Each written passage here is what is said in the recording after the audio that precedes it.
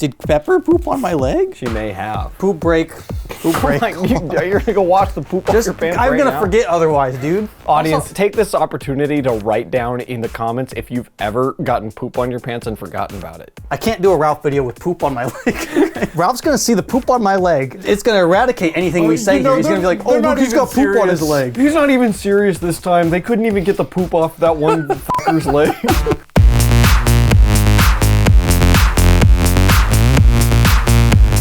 But we're back, and today we're going to be continuing our long-awaited Ralph saga. This is one of our longest-going series where we ride Ralph Seppi Jr.'s coattails. That's our series where we suckle at his nectary teat. We had to call Code Red because we've been waiting for this for a couple months, and then Ralph just like dropped it out of nowhere. We have like literally like 4 videos that are currently being worked on, and we dropped all of them to film this. So here we are. We did it. I hope you're happy. You know my daughter, Emma. Yes. Did you know that tomorrow's her birthday? No, I didn't know that. She wants to attend a party in the city. However, there are associates of mine who would like to take this opportunity to either harm her or demand a ransom. My daughter needs to party. This would be a good character moment where it's like kind of a little ridiculous. It sounds like something your boss would put you through. If Uncle Mikki was doing Yeah, this, it's like, you don't even understand what the fuck I'm going through right she now. has to go outside.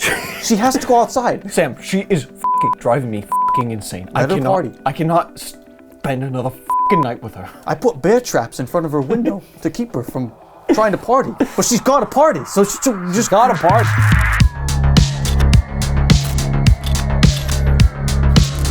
I think on the surface, it's easy to look at our videos and say these guys are just jealous of Ralph. We hate him. We think he's bad. But in general, we are all like not against him as a person. I like Ralph. I have fond memories of his earlier work. I am subscribed. Subscribed. Something has kind of changed over the last like 5 years. Just one thing. YouTube filmmaking discourse is like totally different than it was when we made either of our first 2 Ralph videos, even a little bit since the Ralph in the Multiverse video. Yeah. I feel like a lot of the big players have either like, you've either lived long enough to see yourself become Chris Stuckman, or you've joined the dark side and you're the critical drinker. Like you've either just like become so inoffensive that like you can't even like say anything about a bad movie because you don't want to hurt your potential career, or you've just gone full throttle down like the anti-woke thing. And you're complaining about black people or something? Yeah, you're complaining about literally everything Women? that has, women. Anything. And so Ralph is in a weird place, and a lot of other people just kind of like fell off. The popularity of this genre, which we also exist in, has kind of started to wane a little bit. I think maybe it's getting a little old. Like, how many times can you complain about Disney movies sucking when like they all suck in the same way? But yeah, I do think that that's interesting that in that time, Ralph is like, he makes less videos now. Less videos and less shorts. I think a lot of people got mad at him because it felt like he started putting less effort into his videos. We're not in that camp though. We're genuinely here because we have been following him as a filmmaker and are interested in how he's improving from film to film. And I think this is actually a pretty interesting movie to talk about. Yeah. Like, without getting too much into it, there are steps he's taken that are like kind of in the right direction. As long as Ralph is making movies, making shorts, or making feature-length movies, I'm there to follow that career. Like how I go into a lot of Ralph the Movie Maker movies is I'm like optimistic, but like it's like kind of with a guard up. I'm just kind of like likely not going to be good, but hey, maybe one day. I believe one day I will watch something he has made and be like, this is good. One day is kind of the mindset I go in. Today is not this day. It's a win-win scenario for us. If he continues to make trash, then we get that satisfaction of getting lots of views from you guys who want to see us crap on his stuff. Or fight us and you want to get angry, whatever. Both are welcome. But if he improves, then that's cool too. Because then we're like, hey, we're not going to be like, oh, boo, I can't believe someone's succeeding. Did you think it would be good? I was like, oh no. No. Because Kevin has predicted that every time. Yeah. I'm sure it'll be good. I mean, look at that shot. We're doing this video and like, you know, we're obviously, it's us, you know, I'm not gonna be nice. It's gonna get bad. It's gonna get bad. We're giving you exactly what you want. But like, I genuinely want so much to see him do well. I like the guy, is kind of what I'm saying. And I never disliked Ralph. I just thought his movie sucked. I know. We've always generally felt this way. We've never said it outright at the beginning of a video. So now that we've asserted dominance and maturity over Ralph, all right, do we want to destroy him? Let's destroy him.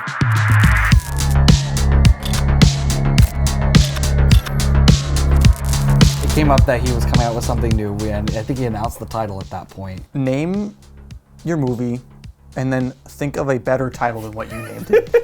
is my advice to all filmmakers. Those are the 2 steps to coming up with a better title. I feel like the last 2 that we've watched, they literally put the script into ChatGPT and asked ChatGPT to think of a title. Ralph's is like as if he came up with it like drunk one night and was like, dude, no, it sounds deep.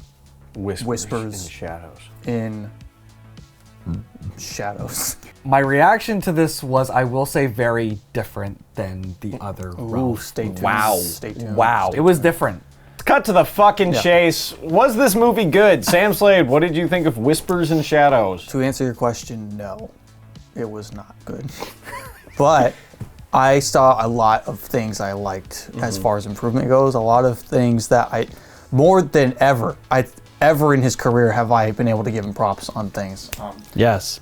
There's very core things that he still doesn't do well, like the writing, fundamentals, casting himself. I would actually say this is some of the best acting we've seen from Ralph. So I broke away and I started my own organization. The problem isn't his acting, it's more that he's playing this tough character or whatever, which you can do, but something we were thinking off camera is like, if you're Ralph the Movie Maker, and you're playing tough mafia guy, you gotta write in something to kind of like prove to the audience, like either why you're in that position or like maybe like a character. Because you look like the young, inexperienced Weasley guy if you're in the mafia. Like you don't get we brought this up. You don't get Macon Blair from Blue Ruin and you have him play tough Michael guy. Corleone. You know, like that's not for him. Like Baby Driver, same thing. You're watching, it's like that's just a little baby. Why is he with these tough goon people? And then it's like, well, he's the goddamn best. He's the best one driver. thing. Yeah, and then.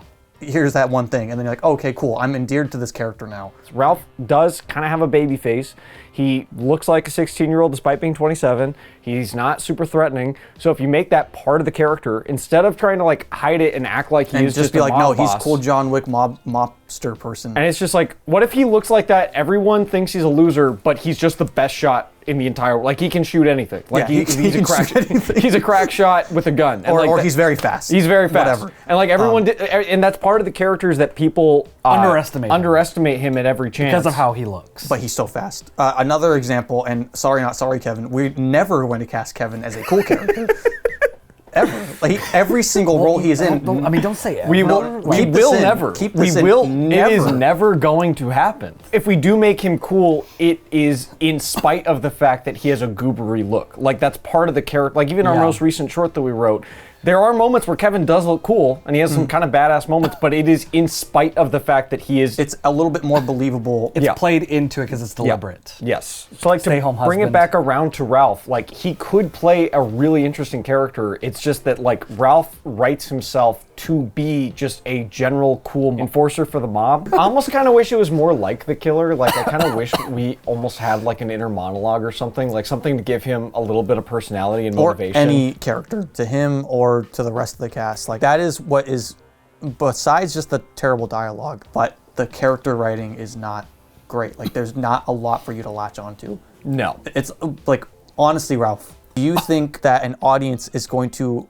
get wrapped up into your main character solely on you are Ralph the Movie Maker playing a cool mafia guy? What is the audience supposed to latch onto with this character? Because I'm left like not really knowing what... Or even any character. Why I'm supposed to care about this character, because as is written, he's just kind of generic like mob try to boss. remove yourself, Ralph. Yeah. Like think about it. Like I know why you're latched on, because it's you. Yeah, there's a popular concept that was coined by I forgot who wrote the book, but it's Save the Cat. You've probably heard the title of that book before.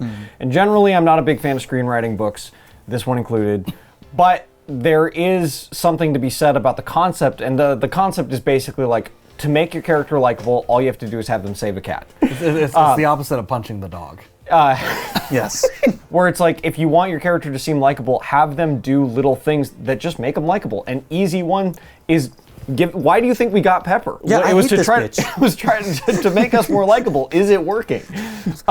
Hit like if you like Pepper. Yeah, hit like if you like Pepper. More Pepper's coming. Just there needs to be something that latch on to. Infatuates the audience with your character. Like that's something that will give them little traits that, like, even with the killer, that opening, the best part of the killer is the opening, and the opening is great because it's relatable. You're hearing his inner monologue. I would replace relatable with the audience needs to relate.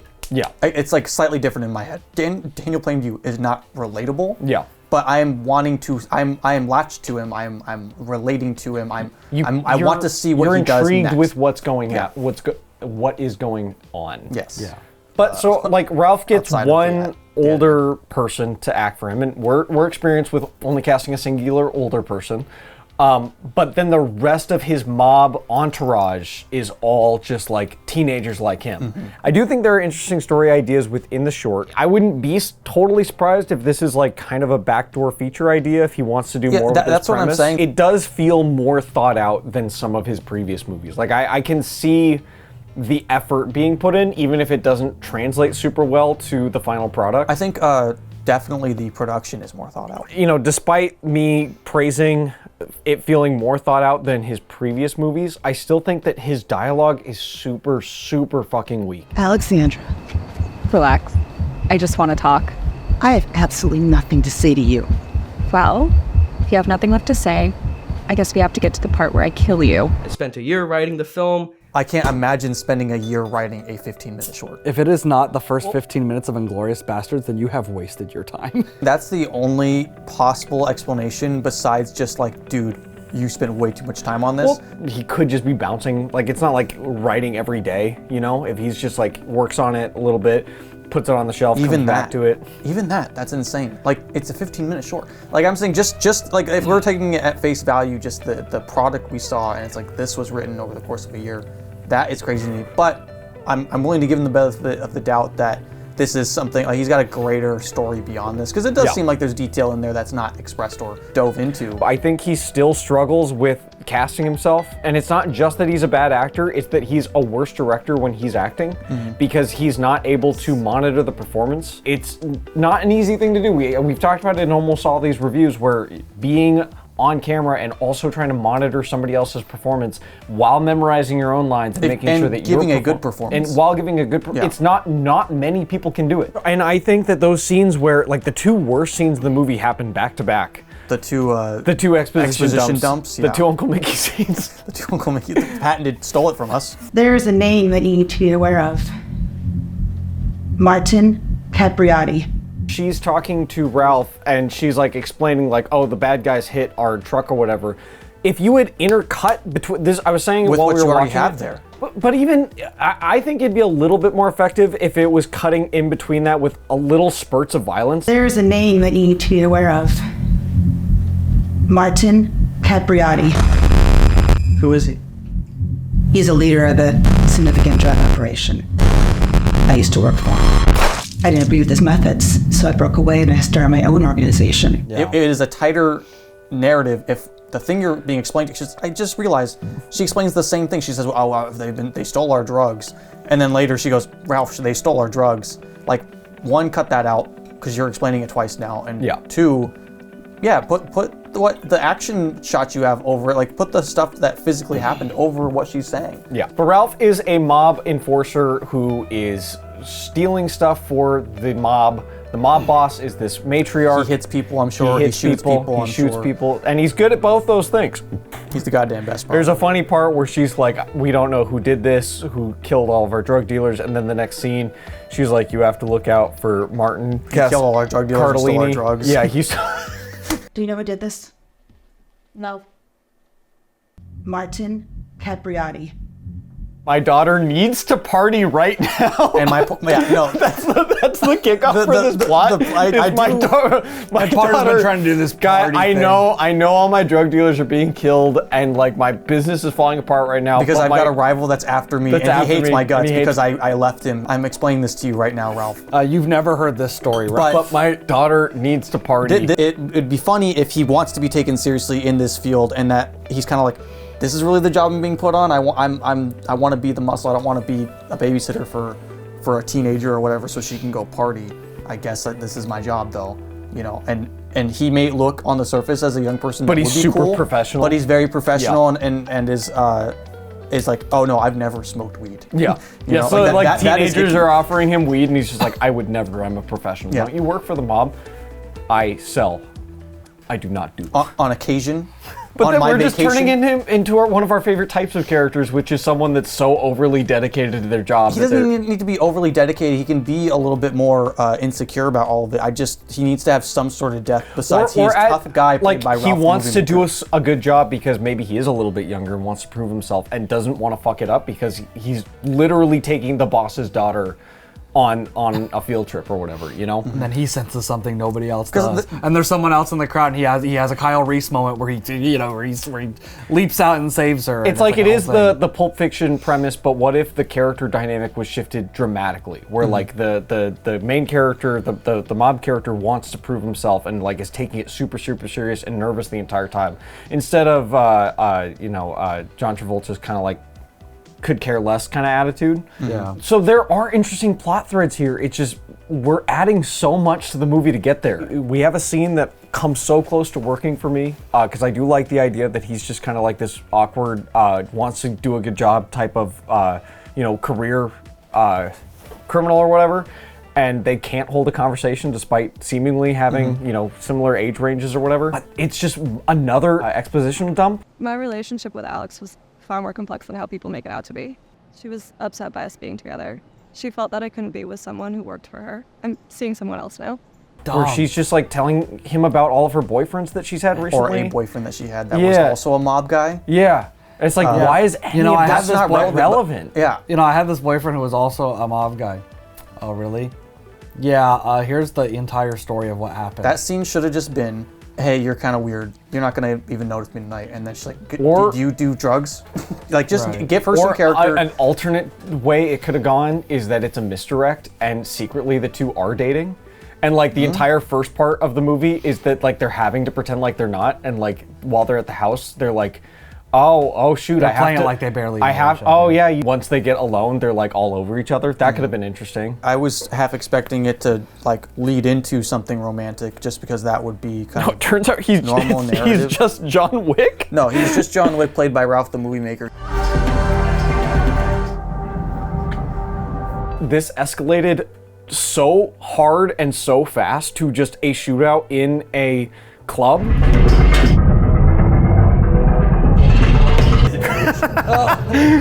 Oh, thank you. I was waiting for this. No!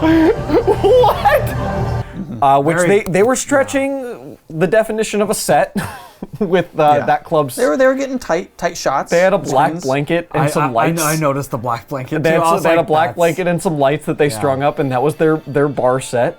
They did the best they could, but there's a couple shots in that sequence where you're like, this is not, there's like 4 people that are the extras in this club or whatever. Then Ralph gets shot in this big shootout. It's exciting. I laughed.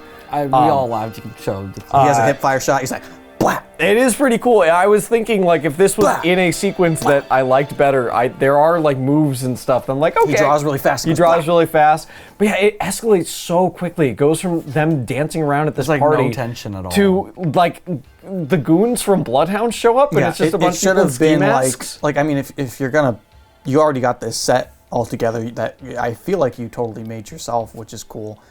And all, but like that means you have more access to it. I feel like you should build up some tension. Well, the basic movie thing is like you have people in the party, and then people start showing up. You see a they couple start kind of people getting walk around by. her, and you're kind of like, but she's like, no, they're cool. Yeah, and then it's like you've seen the Terminator, yeah, right, from his perspective. Yeah, maybe you get some shots like from his perspective. That's all you need.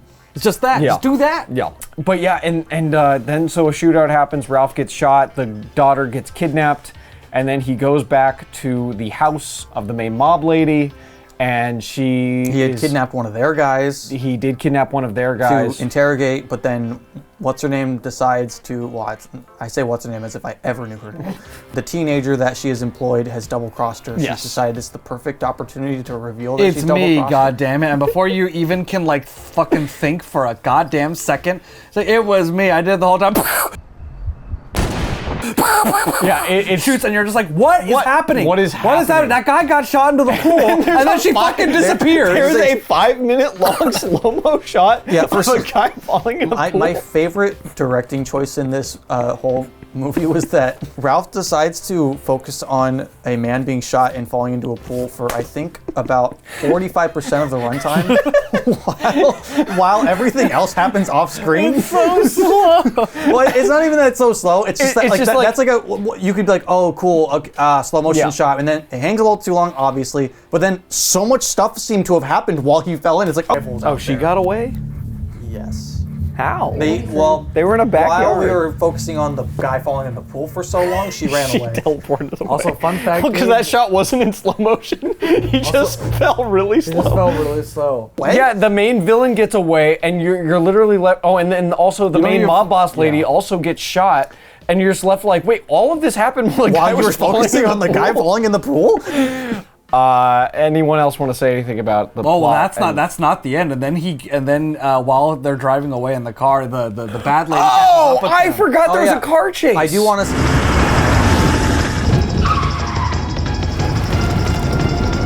say I liked the car chase for this level. Like I was surprisingly not even close to being taken out. For blanket walls with lights hanging going from them. to a little like with some CGI that's like clearly CGI, but like not bad enough for me to be like, this looks terrible. It's a Neil Breen movie. It's like no, it like works. Thought out shots. That it works. It's shown just enough, and just enough shots are given to. I would actually say convey. the CGI is on par with the CGI car crash at the end of Amelia Perez. Oh, I would say better.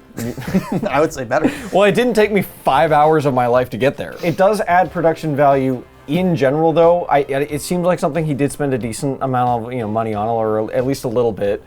I think I would prefer more of the basics done right. It's kind of like when you order a dish at a restaurant, and it's like, oh, there is some like maybe the sauce is really good, or there's a really good like side dish. They have some capers. Like the maybe the side dish you get is really well done, but like the main dish is like not cooked correctly and not seasoned properly. Because he may have had to spend some money on the CGI of it, he had to maybe think more thoroughly of what this sequence was going to look like.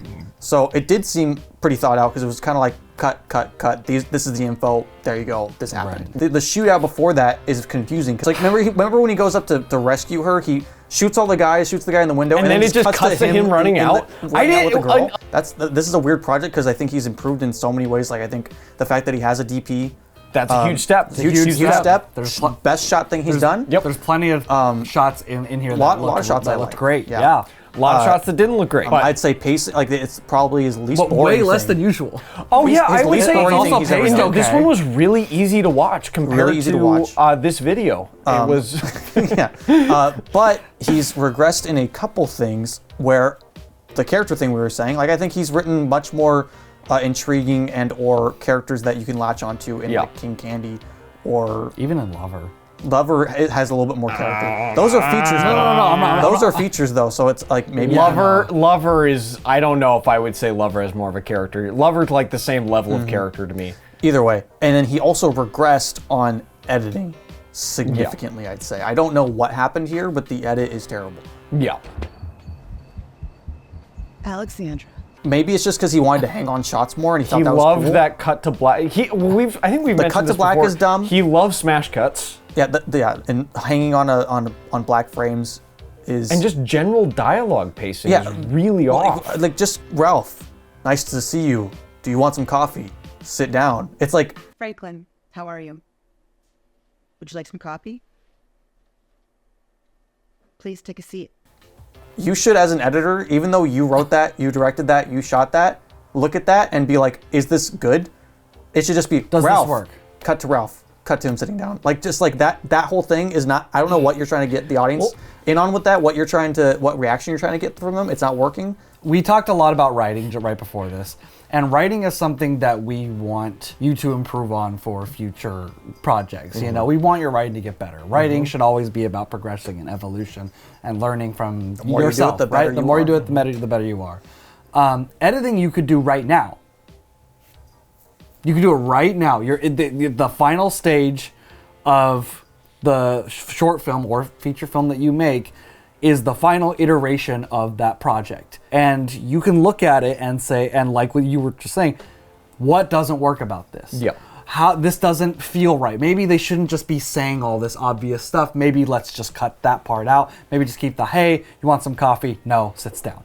Like keep it quick, keep it flowing, and that kind of thing. Literally from that first scene, Sam Slate's, you can see the video. Sam Slate said, and immediately I agreed. I was like, oh, that was a terrible edit. I couldn't even see his reaction to the thing that she just told him. She was like, hey, watch out for this guy, blah, blah, blah, blah, blah.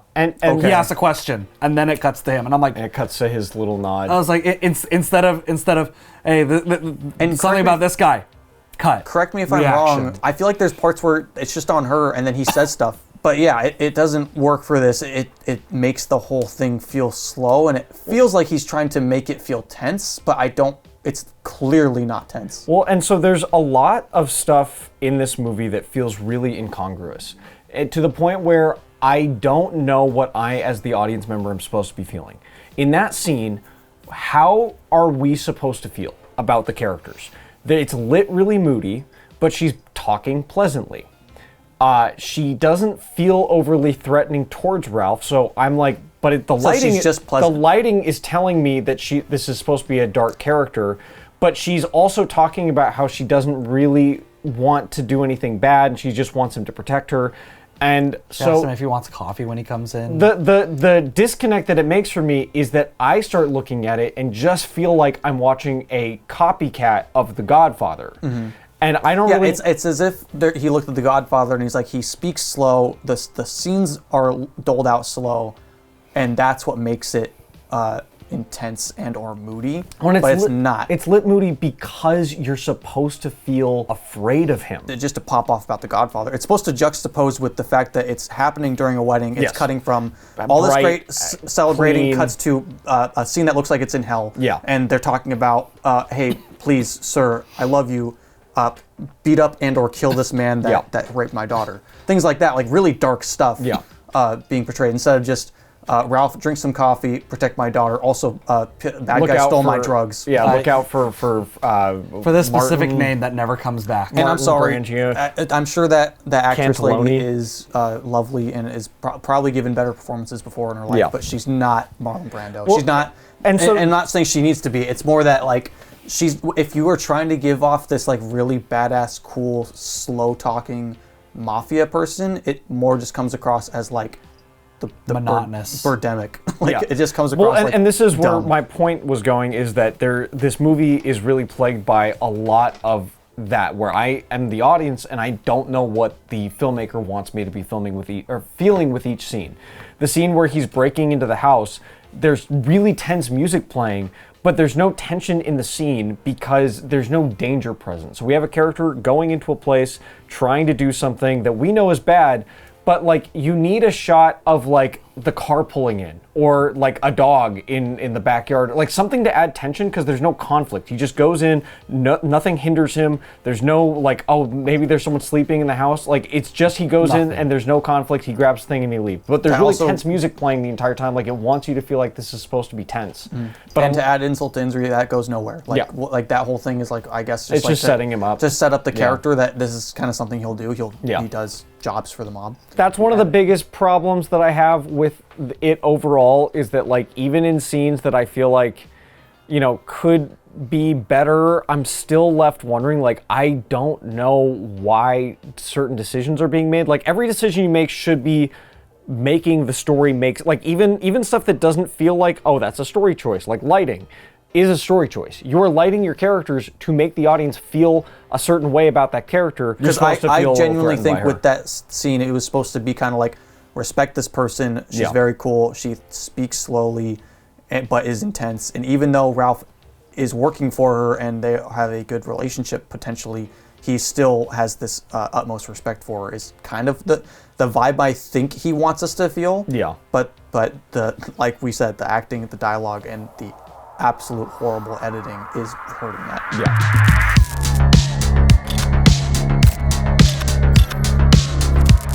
Final thoughts? Yeah, final thoughts. Like we already said, I think it takes steps back, but it also takes steps forward. I'm very proud of the fact that he's taken a step back from, that's a confusing statement.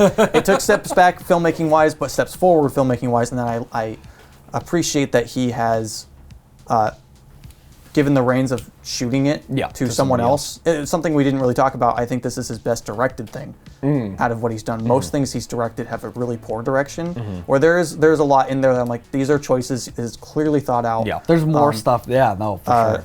And it really is hindered just because the writing and the editing is really bad. And the directing. The directing.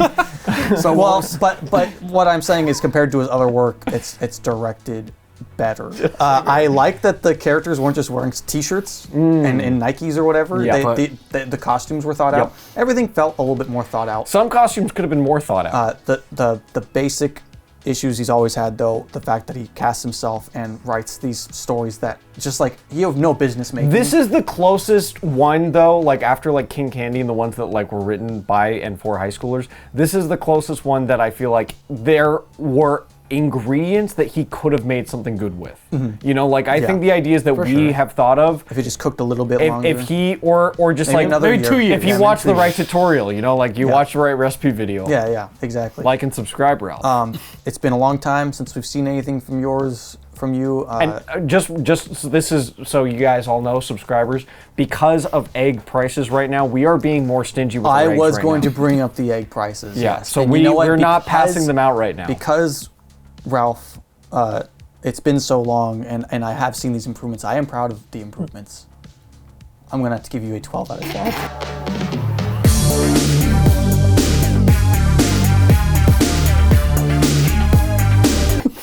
Space eggs. That is a perfect score. By the way, Sam Slade only has 50 eggs to give for the rest of the year now. No, that was it. What next movie are we gonna watch? Mickey 17 and Mickey 17. You can't give sorry, it any eggs. Sorry, Bong Joon-ho, you're getting not a single egg. But yeah, 12 out of 12. Terrible, but you got 12 out of 12. Most watchable thing he's made easily. The last several Ralph things I've given an 8 out of 10. And deservedly so. That is a weird coincidence, yeah. It's weird that you like just happen to give him 8 out of 10s each time. Like, well, all for different reasons. You have a different opinion on this one, also. Yeah. Well, this one, as I said, I don't take it back. Better. It is better, more watchable. He has improved for all the reasons you said, like noticeably. Yeah. Which is why I'm giving it an 8 out of 10 also.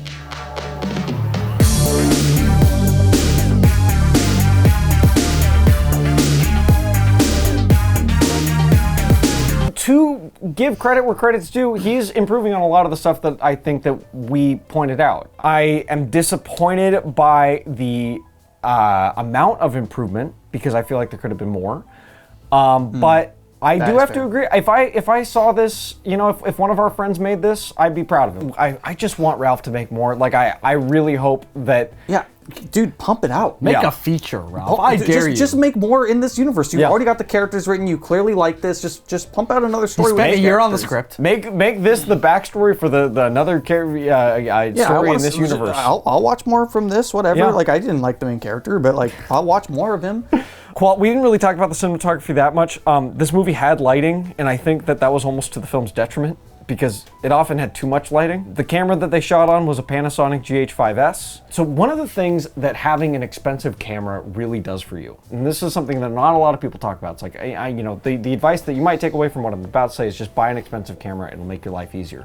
But what having a better camera does for you is it makes it easier for you to make mistakes. This is actually kind of weird, but the higher in price you go, as far as cameras go, it's actually easier to recover from making mistakes. I don't want to just say, Ralph, go get a better camera necessarily, but like maybe exploring a little bit more about what the limitation, because there's so many shots where I think that this genuinely hurts the short, because I think that the lighting could be good, but some of the cinematography is good, yeah. It is just so hurt by like how digital it looks, because you'll have like really, really overblown highlights that just kind of take you out of like the moody. It brings you into the realm of yes, I'm watching a student film shot on a cheap consumer camera. So how many space eggs? I feel like I was so nice in this video. Like, god damn me. I feel like I was too nice. And I'm gonna fucking continue that trend because, baby, Ralph, I just wanna see you succeed, so I'm giving you every egg in my basket. You are actually getting 24 space eggs out of 12.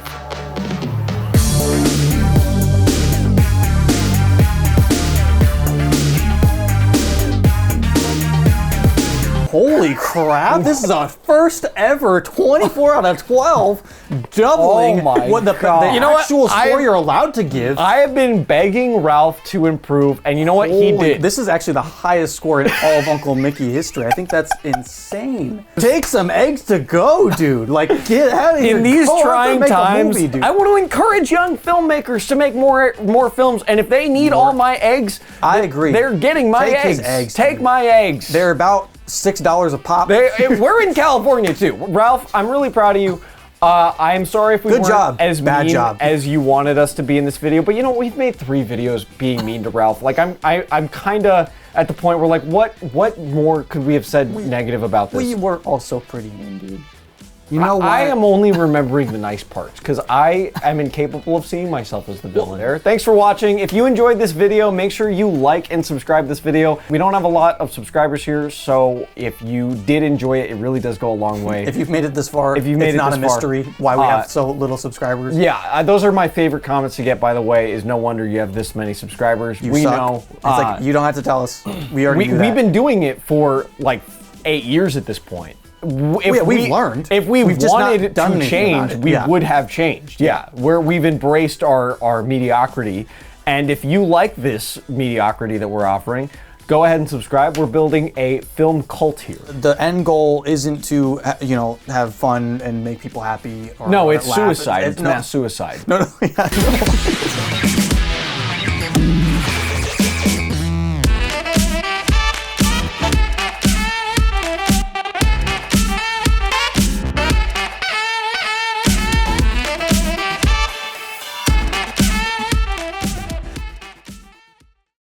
I think for the moment, though, I think we're done taking jabs at Ralph, which is why the sponsor of today's video is Uncle Mickey Candles.